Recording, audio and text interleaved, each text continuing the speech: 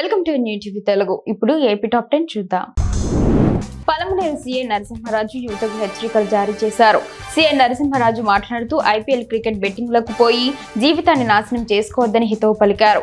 ఆటలు చూసి ఆనందించాలి తప్ప ఇతర వాటి జోలికి వెళ్లకూడదన్నారు. బెట్టింగ్లకు పాల్పడినట్లు తెలిస్తే కేసులు నమోదు చేస్తామని హెచ్చరించారు. ఉగాది రోజున తణుకులో టీటీడీ వారిచే శ్రీనివాస కళ్యాణం వేడుక నిర్వహిస్తున్నట్లు ఎమ్మెల్యే రాధాకృష్ణ ఒక ప్రకటనలో తెలిపారు. ఈ కార్యక్రమానికి సంబంధించి పాసులు వారి ఆఫీసులో అందుబాటులో ఉన్నాయన్నారు.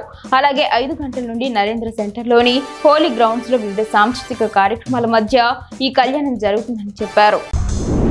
పెదచర్లపల్లి మండలం వెంగళపురంలో ఏప్రిల్ 2న రిలయన్స్ బయోగ్యాస్ ప్లాంట్ ను శంకుస్థాపన జరగనుంది. ఎమ్మెల్యే ఉగ్రపండ్లను పర్యవేక్షించగా అధికారులు వేగంగా ఏర్పాట్లు పూర్తి చేస్తున్నారు. రహదారుల నిర్మాణం, భూమి సమతలీకరణ, విద్యుత్ సౌకర్యం కల్పించేందుకు చర్యలు చేపట్టారు. మంత్రి లోకేష్ భూమి పూజలో పాల్గొన్నారు. అల్లూరి సీతారామరాజు జీవిత చరిత్రపై సినిమాను డిప్యూటీ సీఎం పవన్ కళ్యాణ్ తో తీయడానికి ప్రయత్నిస్తానని సినిమా దర్శకుడు కృష్ణవంశీ తెలిపారు. గొలుగొండ మండలం అల్లూరి సమాధిని సందర్శించిన అనంతరం ఆయన మాట్లాడుతూ అల్లూరి చరిత్రపై 20 సంవత్సరాలు పైబడి రీసెర్చ్ చేసిన గోకరాజు నారాయణరావు రచనను ఆధారంగా చేసుకుని సినిమా తీయాలనుకుంటున్నట్టు చెప్పారు. ఎండమూరి మాట్లాడుతూ కృష్ణవంశీకి దేశభక్తి ఎక్కువ అన్నారు. పాల్గొన బహుళ ఏకాదశిని పురస్కరించుకొని అరసవిల్లిలోని శ్రీ సూర్యనారాయణ స్వామివారికి కళ్యాణం నిర్వహించినట్లు ఆలయ ప్రధాన అర్చకులు ఇప్పిలి శంకర శర్మ తెలిపారు.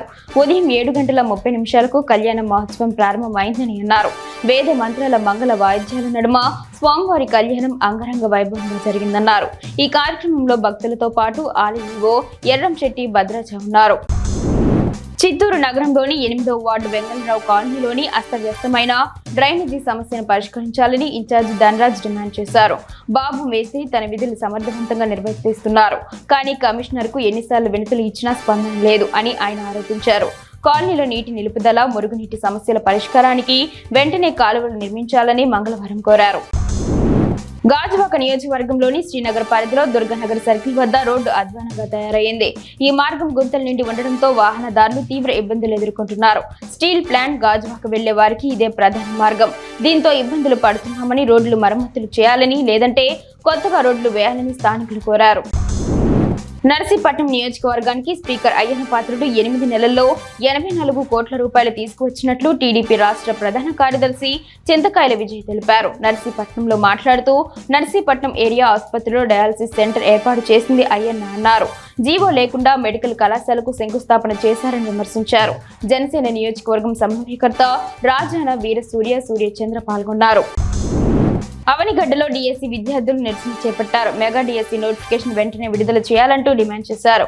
అవనిగడ్డ గ్రంథాలయం దగ్గర నుంచి వంతెన సెంటర్ వరకు డివైఎఫ్ఐ ఆధ్వర్యంలో ప్లకార్డులతో ర్యాలీ నిర్వహించారు.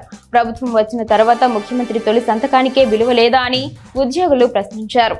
పవన్ కళ్యాణ్ ఎందుకు పట్టించుకోవడం లేదని ఆగ్రహం వ్యక్తం చేశారు. ఎన్డీఏ కూటమి ప్రభుత్వంలో ప్రజలకు సంక్షేమ పాలన అందిస్తున్నామని రాజమండ్రి రూరల్ ఎమ్మెల్యే గోరంట్ల బుచ్చయ్య చౌదరి స్పష్టం చేశారు. రాజమండ్రి రూరల్ టీడీపీ కార్యాలయం వద్ద ఎమ్మెల్యే మాట్లాడారు.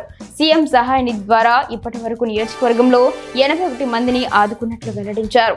గత వైసీపీ ప్రభుత్వం అన్ని వ్యవస్థలను సర్వనాశనం చేసిందని మండిపడ్డారు.